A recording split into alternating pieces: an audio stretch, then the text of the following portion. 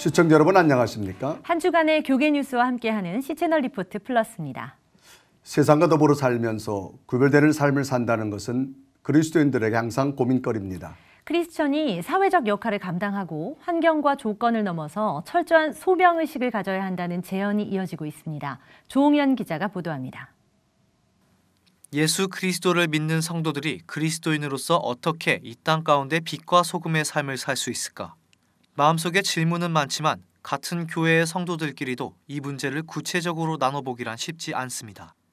목회사회학 연구소를 중심으로 이루어지고 있는 세상을 사는 그리스도인 신앙 공동체 훈련은 크리스천으로 사는 고민을 함께 나누고 삶의 현장을 변화시킨다는 취지로 시작됐습니다.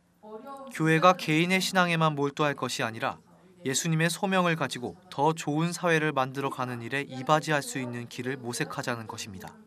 성경책이 없어도 예수님이 하신 말씀을 그대로 쫓아 당당히 사회를 향해 제자의 길을 걸었던 믿음의 선조들. 조성돈 실천신학대학원 대학교 교수는 오늘날의 성도들은 성경 말씀을 그대로 따랐던 순박한 신앙을 잊어버리고 점차 소극적인 그리스도인이 돼가고 있다고 지적합니다. 조 교수는 크리스천들이 생각만 달리하면 대한민국에서도 하나님 나라를 분명히 만들 수 있다고 강조합니다. 바른 크리스찬은 민주시민이 되면 대한민국도 바꿀 수 있겠다 이런 생각이 저는 요즘 듭니다. 그래서 그인들을 통해서 한국 사회가 변하지 않을까, 그럼 이것에 하나님 나라가 이루어지지 않을까, 이런 지금 기대를 가지고 저는 사역을 하고 있고요. 목회사회학 연구소가 출간한 교재 세상을 사는 그리스도인은 크리스천의 사회적 책임과 함께 건강한 교회를 생각해보는 12주간의 훈련 코스로 구성됐습니다. 다문화 사역과 크리스천이 함께 참여하는 정치, 경제와 환경에 이르기까지 성도들이 성경을 묵상하고 여러 사회적 이슈를 자유롭게 토론해보면서 하나님 나라 건설을 모색하는 시간을 통해 가질 수 있는 사회적 소명이 기대됩니다.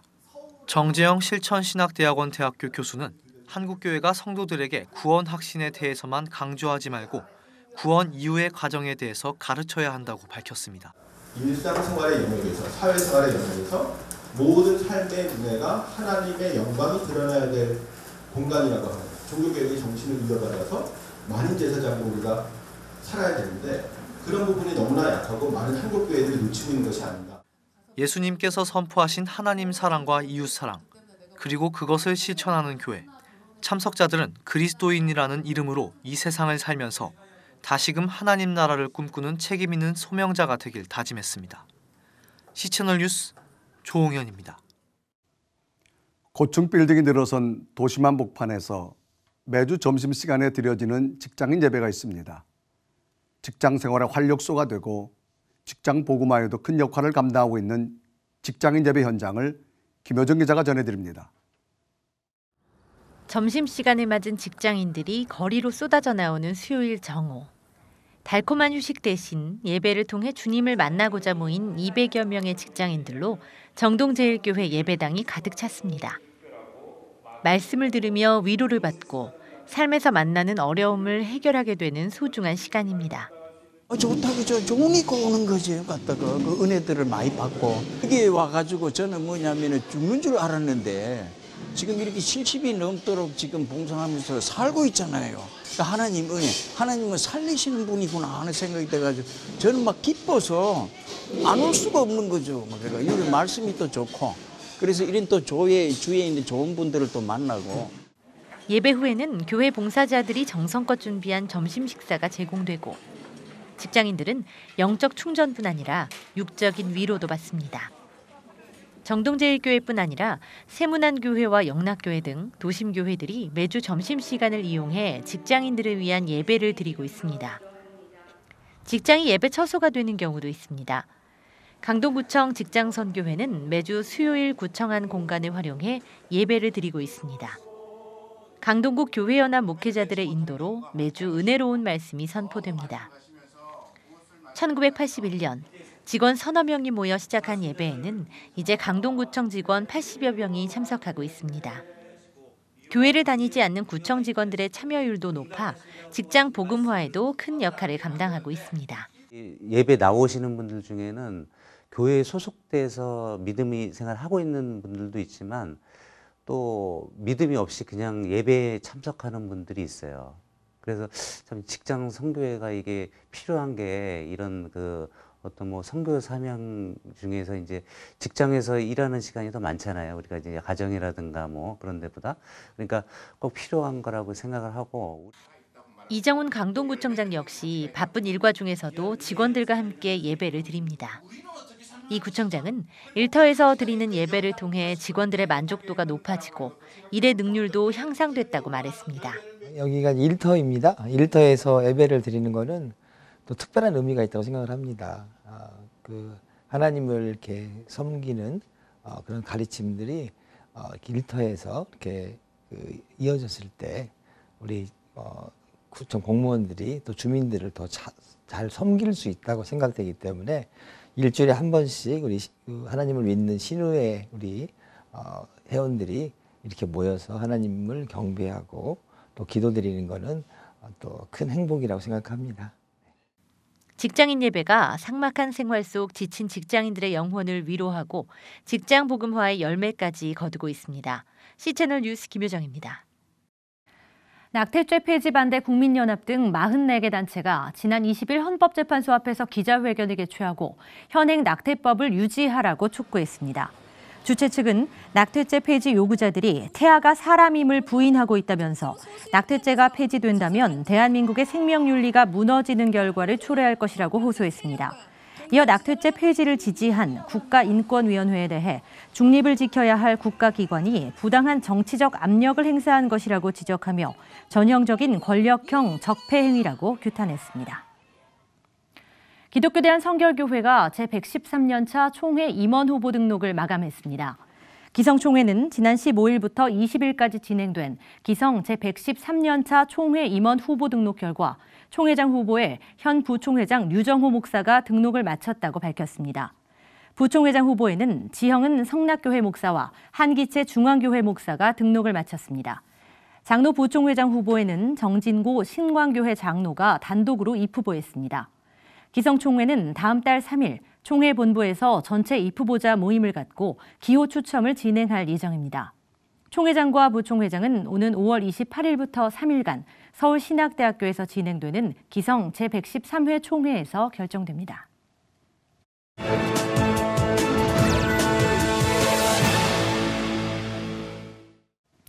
하루도 쉴 새 없이 전쟁이 벌어지는 땅에서 견딜 수 있는 사람이 얼마나 될까요? 시리아 내전이 일어난 지 8년이 지나고 이제 9년째로 접어들었습니다. 악몽의 끝이 보이지 않는 이 상황에서 미군의 공습이 다시 시작됐다는 보도가 있었는데요. 네, 중동 아프리카 연구소 공요셉 소장 연결해서 이 시간 시리아 이야기 좀 나눠보겠습니다. 소장님, 네, 한 발표를 보니까 시리아 내전으로 37만여 명이 희생됐다고 하는데요. 이렇게 많은 희생자가 나왔지만 분쟁은 여전히 현재 진행 중이죠. 전체 상황 어떻습니까? 네, 이번 주가 시리아 내전 9년째가 시작되는 주간인데요. 그동안은 37만 명이 희생되고 국민의 절반 이상이 시리아 국내외로 피난했다고 샤르카 알아우사드 신문이 18일자로 보도했습니다. 18일에 시리아 동부와 북부에서 IS 조직이 매설한 지뢰가 터져서 최소한 17명이 사망을 했고요. 미국은 터키와 협상이 진전이 없으면 400명이 아니라 1000명의 미군을 잔류시킬 것이라고 미군 소식통이 전했습니다. 네, 시리아 내전과 함께 IS 발흥으로 또 중동 지역 기독교인들 상황이 점점 더 어려워질 것으로 보이는데요. 상황 어떻습니까? 네, 시리아 내전은 아랍의 봄의 여파로 시리아 민중들이 바샤르 알아사드 대통령 하야를 촉구했는데요. 그가 국민들에게 총부리를 돌리면서 내전이 시작됐고요. 이 혼란한 전국에 외세가 개입하고 테러와 극단 세력이 들어가서 종교 간 또는 종파 간 전쟁을 확대했습니다. 기독교인들은 목숨을 부지하려고 고향을 던졌는데요. 사실 시리아 기독교인들은 이 기독교계에서 많은 역할을 역사적으로 해왔지 않습니까? 특별히 우리 시리아의 다마스커스 요한도 아주 유명한 이슬람 초기의 신학자인데요. 어쨌든 시리아 기독교인들은 독립 이후 정책 파장에 따라서 그 수가 달랐는데 1967년까지는 전 국민의 30%였지만 2018년에는 8%로 줄어들고 말았습니다. 시리아 내전이 더욱 문제가 되는 건 강대국들의 대리전이 되고 있다는 건데 시리아 내전 종식을 위해 세계가 어떤 마음으로 함께해야 할까요? 네, 아랍인들은 시리아 문제는 국제가 개입해서는 안 된다. 다시 말씀드리면 지금 현재 러시아 또는 미국, 이란, 터키 이런 분들이 해결할 것이 아니라 아랍 국가들이 나서서 정치적인 해법을 시도해야 된다. 이렇게 얘기하고 있고요. 시리아 국민들이 국가 재건을 위해서 의욕을 갖고 난민들이 고국으로 돌아가려면 일단 군사작전이 중지되고 테러 세력들이 소탕되어야 된다고 봅니다. 그런데 좀 전에 말씀드린 것처럼 이런 외세들이 나갈 생각을 안 하고 있는데요. 어쨌든 간에 시리아 국민들을 위한 새 지도자가 나올 수 있도록 그리고 또 시리아 교회들이 그곳에는 캐톨릭 정교회 또 개신교회가 있는데요. 이런 교회들이 세움을 얻고 또 새롭게 출발할 수 있도록 우리가 기도해야 되겠습니다. 네, 선을 위해서 나서는 지도자가 꼭 필요해 보이고요. 또 핍박 중에 흩어진 중동 지역 기독교인들을 위해서 또 교회를 위해서 더 기도하고 함께 나서야 할 때인 것 같습니다. 중동 아프리카 연구소 공효셉 소장이었습니다. 네, 앞서 언급된 대로 시리아 내전으로 많은 난민이 발생했는데요.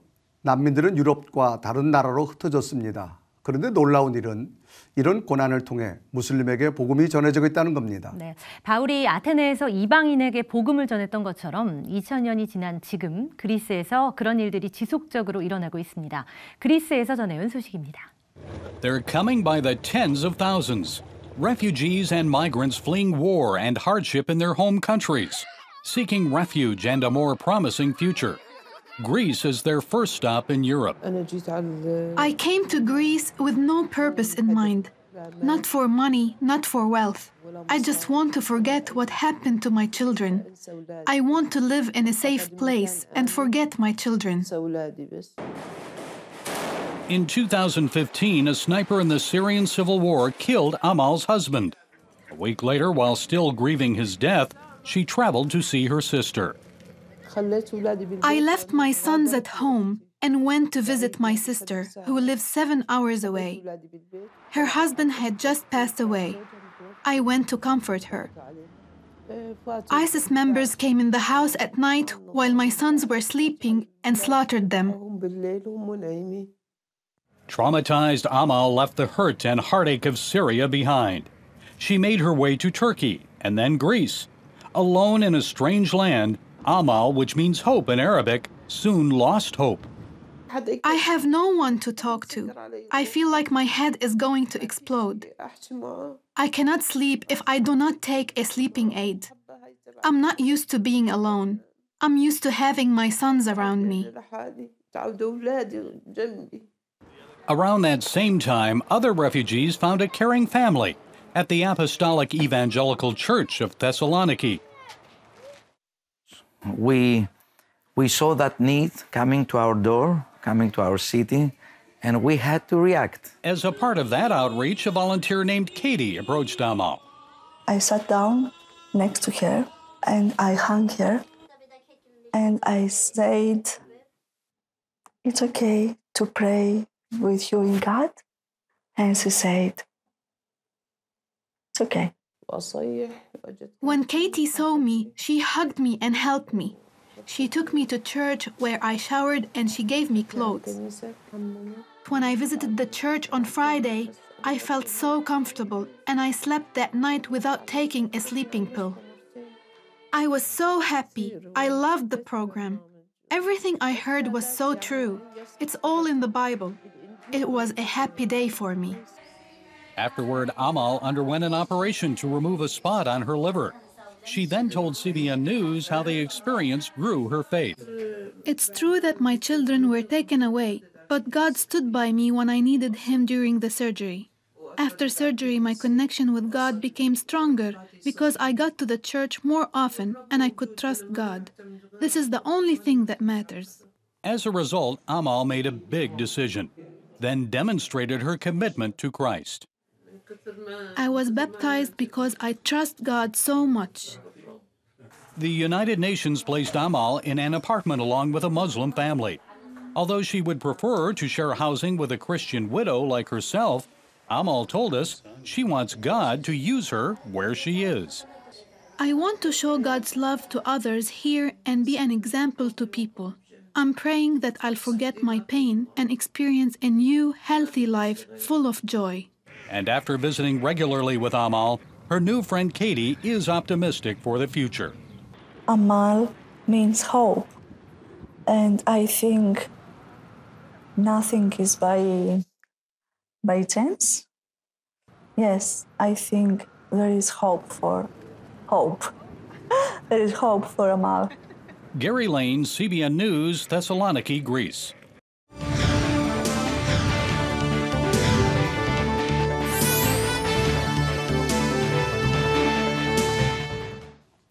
학원 복음화 협의회에서는 새학기 신입생들에게 이단 관련 주의보를 내렸습니다. 네, 신입생들의 90%가 한 번쯤은 이단들의 접근을 경험한다는 통계도 있었는데요. 취재 기자와 함께 이 문제 자세히 이야기 나눠보도록 하겠습니다. 오늘 변현준 기자 나왔습니다. 안녕하세요. 네, 안녕하십니까. 자, 안녕하세요. 우리 변 기자, 우리 직접 취재하셨는데 그 신입생들의 어떤 경계 1순위가 이단에 관한 문제인가요?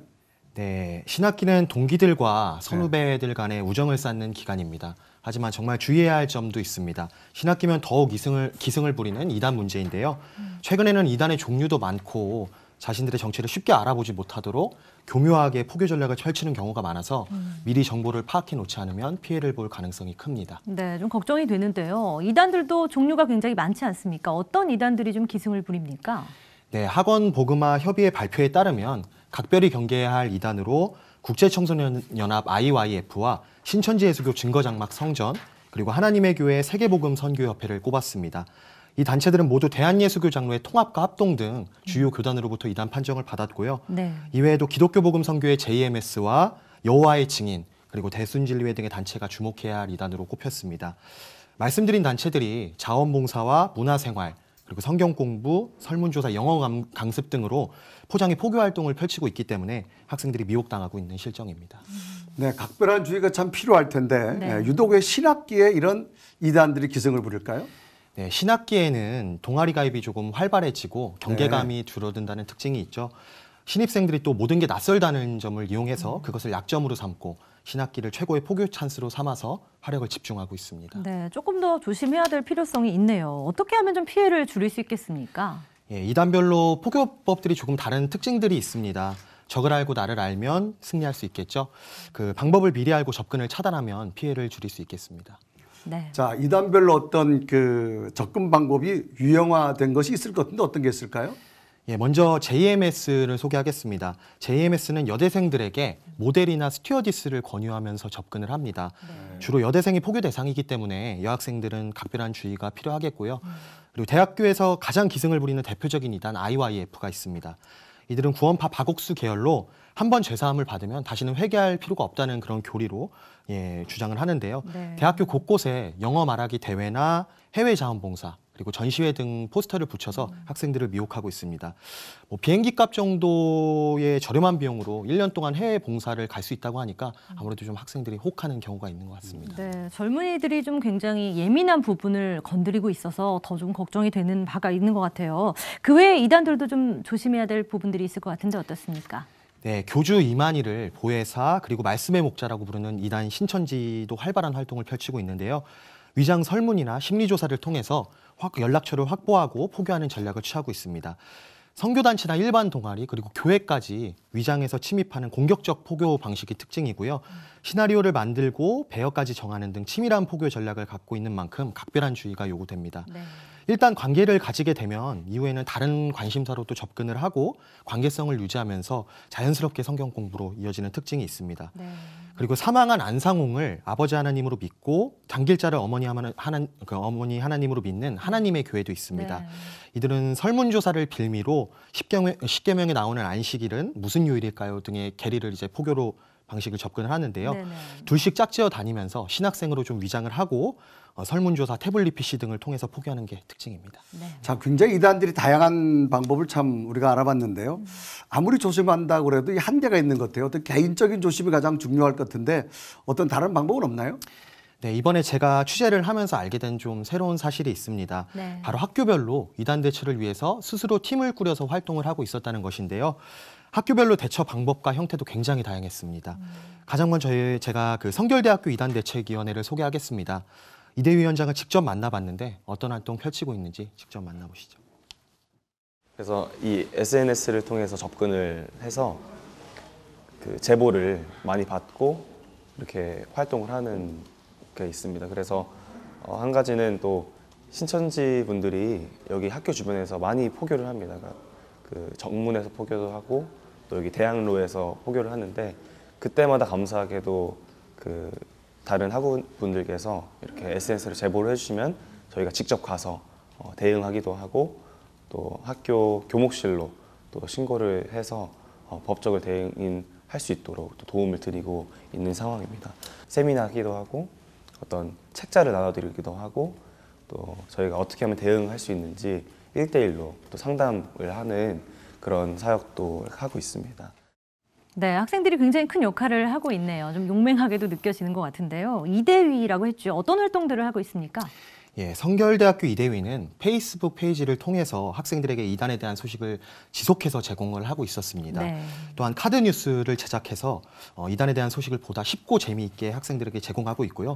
간혹 교내 혹은 인근에서 이단들의 포교 활동이 포착이 되면 페이스북 페이지에서 실시간으로 정보를 공유해서 학생들이 이단에 미혹되지 않도록 예방 활동을 진행해 왔습니다. 네. 또한 이단 전문 잡지 현대종교 탁지원 소장을 섭외해서 세미나를 개최하는 등 다양한 활동을 펼쳐왔습니다. 네. 그리고 서울신학대학교도 제가 소개를 하겠습니다. 서울신학대학교 학생들도 실제로 만나봤습니다. 보시죠. 이단 방지의 날 이제 이렇게 오거든요. 그러니까 그럴 때는 저희가 나가서 팻말 들고 무언 시위를 하거나 아니면은 이제 학우분들이 제대로 잘 모르시니까 이런 뭐 설문조사나 그런 것도 잘 모르시니까 그런 것들을 퀴즈로 해가지고 저희가 홍보를 합니다. 어떻게 포교를 하고 있고 이런 거에 들어가는 경우에는 어떻게 하고 있는지를 저희가 퀴즈나 아니면 이벤트를 통해서 그리고 또는 이제 조사를 통해서 설문조사를 통해서 저희가 알리고 있고요. 이런 것들을 이제 학기마다 몇 번씩 저희가 나가서 뭐 따로 부스를 마련해서 홍보하고 있습니다. 예, 이단 대처에 마침표를 찍겠다는 취지의 마침표 동아리를 운영하면서 적극적인 이단 대처 활동을 펼치고 있었습니다. 네. 마침표 동아리는 2016년 4월 이단 대책의 날 행사를 시작한 것을 기점으로 매년 학생들에게 이단을 알리고 예방하는 활동을 이어가고 있습니다. 네. 마침표 측은 이단 대책의 날을 통해 단체별 현황, 그리고 교리, 포교 방법을 소개하는 부스를 운영을 하고요.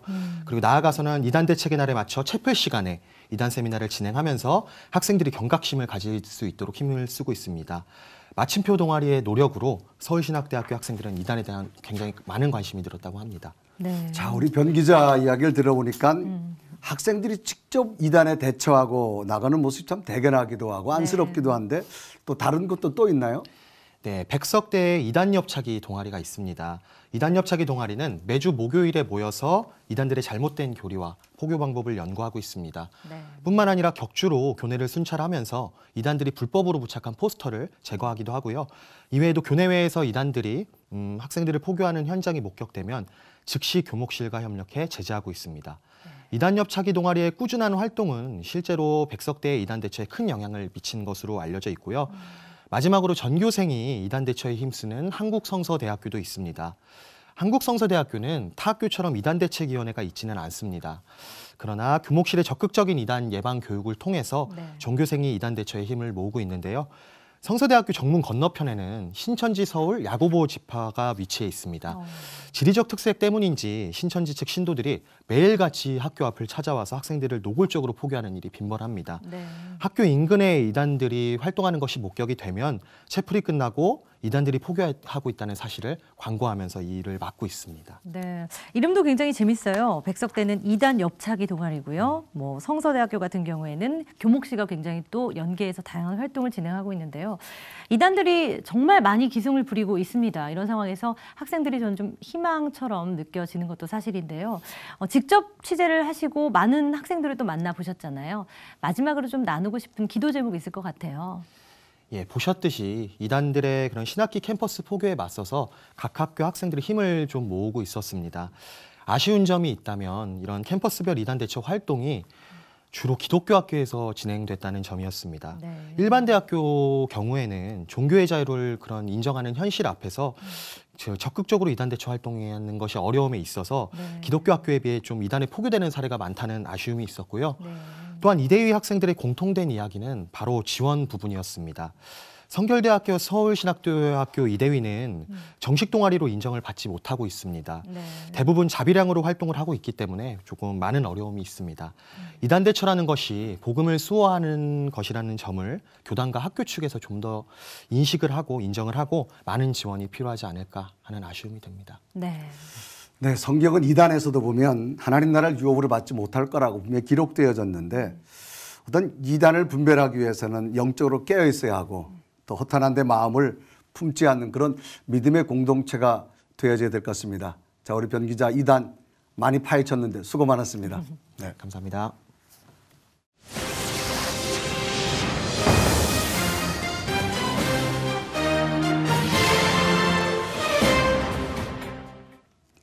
최근 신천지가 청와대에 수만 통의 편지를 보낸다는 보도가 있었습니다. 네, 집단 행동으로 세를 과시하는 이들의 움직임이 또 무엇을 위한 것인지 예의주시하게 되는데요.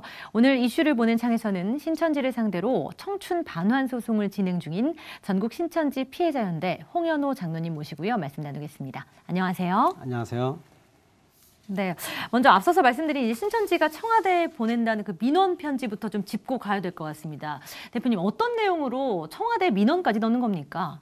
네, 신천지가 청와대에 손편지를 써서 보낸 것은 교주 이만희가 주장하는 지구촌 전쟁 종식 평화 선언문, 그러니까 영어 약식으로 DPCW인데요. 이 DPCW를 문재인 대통령의 동의를 얻기 위한 것이라고 신천지는 얘기하고 있습니다. 네.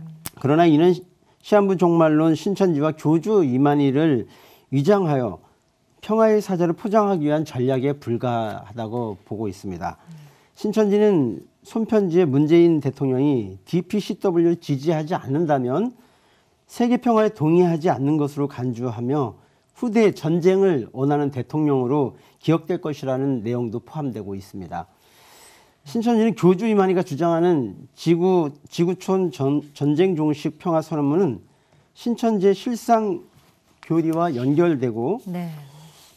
교주 이만희의 종교 대통합과 전쟁 종식 평화라는 이장 명분과 국내외 신천지 조직 결속을 다지기 위한 동성서행과 국내에서 이루어지는 만국회의가 있죠. 예, 만국회의의 그 대형 퍼포먼스 그리고 대외적인 힘의 과시와 홍보를 위한 전술이라고 보고 있습니다. 네, 조금은 억지스럽게 좀 들리기도 하는데요.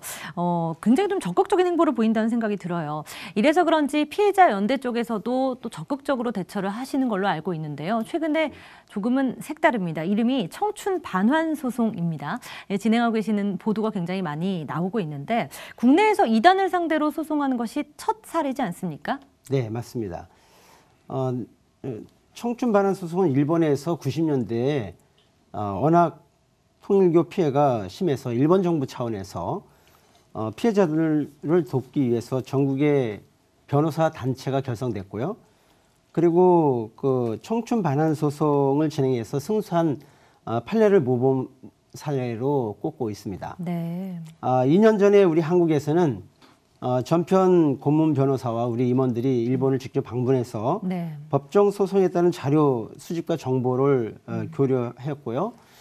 그리고 이제 국내에서 사실 서산에서 신천지 집단 탈취자들이 있어서 그들을 중심으로 해서 청춘 반환 소송을 진행하게 됐고요. 지난해 12월 24일 광화문 프레스센터에서 청춘 반환 소송 이후에 이제 그 기자회견도 함께 있었습니다. 네. 자, 그러면 이 소송의 쟁점을 한마디로 말하면 어떻게 표현할 수 있을까요?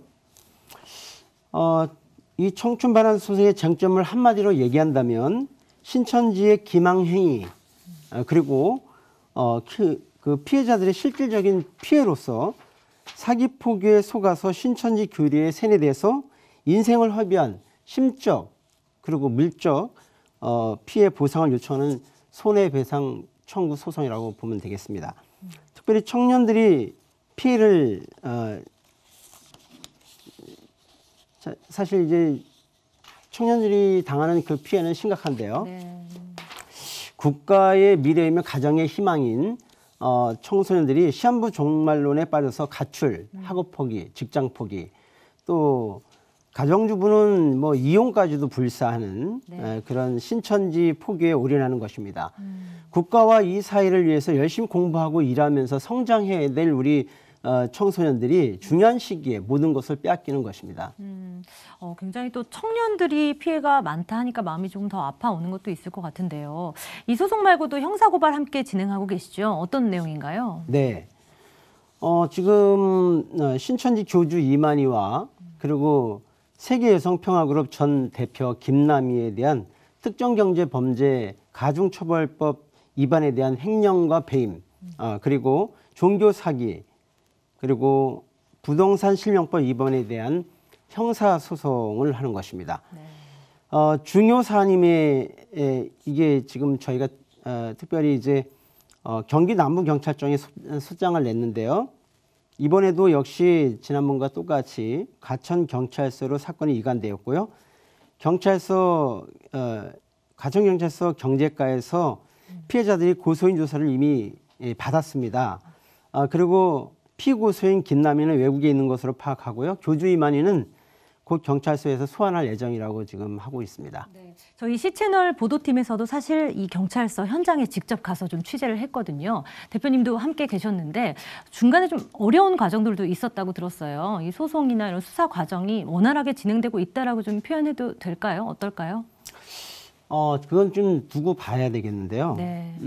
이제 우리가 공정한 수사를 우리가 계속 요청하고 있고요. 네. 지금 이번에 한국에서는 신천지에 대한 민형사소송은 처음 있었던 그렇죠. 거로 지금 알려지고 있고요. 네. 앞에서 말씀드렸던 일본에서 승소한 사례가 있었습니다. 일본에서 통일교 탈퇴자들이 2001년 그리고 2002년 도쿄와 삿포로 등에서 손해배상을 청구하여 승소했고요. 2012년에도 삿포로 지방법원에서 동일한 판결을 받았습니다. 네.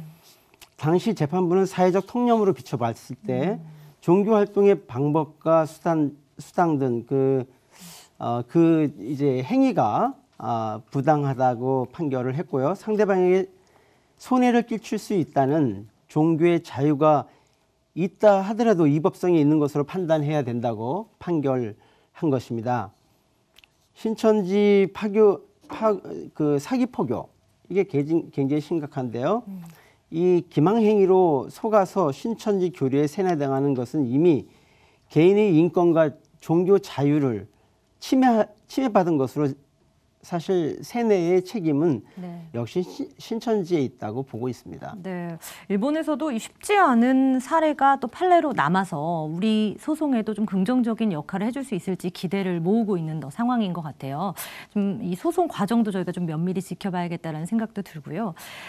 좀 전에 말씀 주셨는데 좀 젊은이들의 피해가 크다 이렇게 말씀 주셨잖아요. 네. 정말로 이렇게 피해를 입은 청년들 숫자적으로도 굉장히 많은 수치를 보이나요? 그럼요. 지금 신천지 신도가 20만이고요. 그리고 그 청년이 8만이라고 지금 신천지에서 밝히고 있습니다. 네. 그러나 신천지 정식 신도가 되기 전 단계인 전국의 복음방 센터에서 사기 포기에 속아서 신천지 교리 공부를 하면서 시한부 종말론에 빠져들고 있는 우리 청년들까지 합한다면 그 2배인 16만에 이를 것으로 지금 보고 있고요. 그리고 전국적으로 가출한 사람들이 지금 2만 명이라고 지금 알려지고 있어요. 그중에서 매우 심각한 사실 신천지 피해자들을 그 10분의 1만 잡아도 2,000명에 이르고 있습니다. 네. 그러나 전국적인 신천지 피해가 사실 극심함에도 불구하고 법정 소송에 적극적으로 참여하는 사람은 그렇게 많지 않은 게 현실입니다. 네. 전편에서는 청춘 반환 소송에 참여할 피해자들을 계속 모아 나가서 이런 계획들이 차질 없이 진행될 수 있도록 할 계획입니다. 네. 자, 그런데 국내에서는 이 2단 소송이 처음인데요. 굉장히 인내심이 필요한 그런 소송이 되어질 것 같은데 어떤 소송 이후의 과정도 어떻게 진행되나요? 네, 신천지에 대한 청춘 반환 소송과 교주 이만희와 김남희에 대한 횡령과 배임 그리고 종교 사기 등 이번 소송에서는 신천지에서는 막대한 자금과 조직이 있기 때문에요. 적극적으로 대응할 것으로 보고 있습니다. 그러나 저희 피해자들과 전편에서는 향후 공정한 재판과 그리고 경찰에서 공정한 수사가 이루어지길 바라면서 그 기대에 못 미칠 때에는 할 수 있는 모든 조치와 적극적인 대응을 해나갈 방침입니다. 이번 청춘 반환 소송과 형사 소송은 어떤 결과가 나온다 하더라도 사실 향후 한국 사회와 교계에 많은 영향이 있을 것으로 판단하고 있습니다. 네, 피해자들이 좀 줄어야 할 텐데 지금 생각보다 많은 피해자들이 또 나서지 않고 있다라는 점은 조금 가슴 아프게 다가오는 것 같아요. 네. 이 점에서 저희가 또 대표님께 좀 어려운 부탁을 드려야 될 것 같은데 2만 명이 가출제를 지금 종용당하고 있다라고 좀 말씀을 주셨어요. 이런 많은 분들이 왜 이렇게 소송에 적극적으로 나오지 않고 있는지 그분들께 좀 소송에 좀 함께 가자라는 메시지 함께 좀 전해주실 수 있을까요? 네. 사실 우리 그 피해자나 그리고 이제 이미 피해를 당하고 회복된 사람이라 할지라도 내가 신천지에 빠져서 이런 과거사에 대해서 이렇게 드러내고 알리고 싶지 않은 거예요. 그리고 그 상처가 굉장히 깊기 때문에 사실 개인적으로 그런 부분들을 사실 좀 어려운 부분입니다. 사실은. 그래서 이제 저희가 말씀을 드린다면 우리 신천지 피해자 단체에서는 적극적으로 그런 분들의 회복을 돕고 그리고 이제 법적인 이제 그 비용이라든가 그리고 이제 절차들을 도와서 적극적으로 청춘 반환 소송에 참여할 수 있도록 그렇게 도울 생각입니다. 네. 사실 여기에 나서는 것이 또 다른 피해자들을 위한 길이잖아요. 그럼요. 네, 조금 더 용기를 내줬으면 하는 소망이 있네요. 네네. 이제 첫 재판이 다음 달 3일에 드디어 열립니다. 많은 분들 또 기도로 함께 동역하고 계실 텐데요. 기도 요청도 많이 받고 계시죠? 네네. 네, 지금 상황이 어떤가요? 마지막으로 좀 이런 점이 꼭 필요한 것 같다라는 것 조금 더 제언해 주셔도 좋고요. 네. 사실 이제 지금 한국 교회와 그리고 수많은 가정들이 직접적인 피해자입니다. 네. 그럼에도 불구하고 우리 한국 교회와 교계가 특히 대형 교회에서 관심이 없습니다. 네. 이건 굉장히 참 그 현실적으로 어려운 부분인데요. 그래서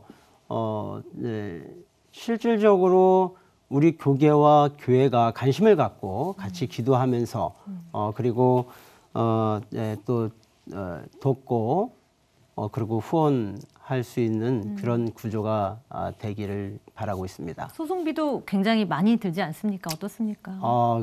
그렇죠. 예. 지금 뭐 재능 기부 해주시는 분들이 또 있고 네. 또 섬기는 분들이 있어서 저희가 이렇게 피해자 단체가 운영되고 있습니다. 그리고 이번 소송에는 우리 그 전국 신천지 피해자 연대의 역량을 계속 모아서 집중하고 있는 지금 그런 상황입니다. 네.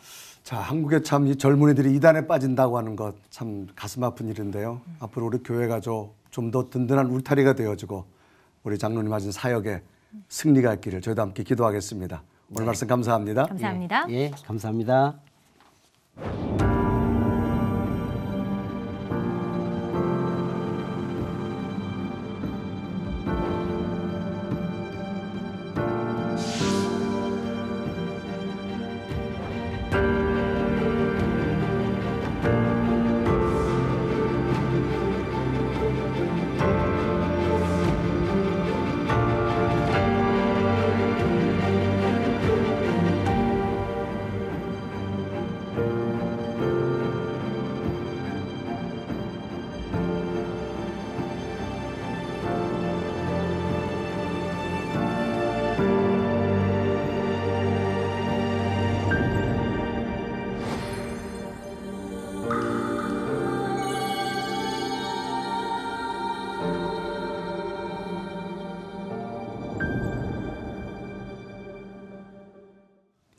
(3월 22일은) 유엔이 정한 물의 날입니다. 물의 소중함을 알리고 물 문제를 해결을 위해 전 세계 협력을 유도하기 위한 날이기도 한데요. 네, 물은 언제 어디서나 또 누구에게나 꼭 필요하죠. 지구촌 어디에서도 부족함이 없이 사용될 수 있도록 하나님이 주신 이 자연을 관리하고 지키는 선한 청지기 역할 다시 한번 생각해 보게 됩니다. 시채널 리포트 플러스입니다. 오늘 여기까지 마칩니다. 네, 시청해 주신 여러분 고맙습니다.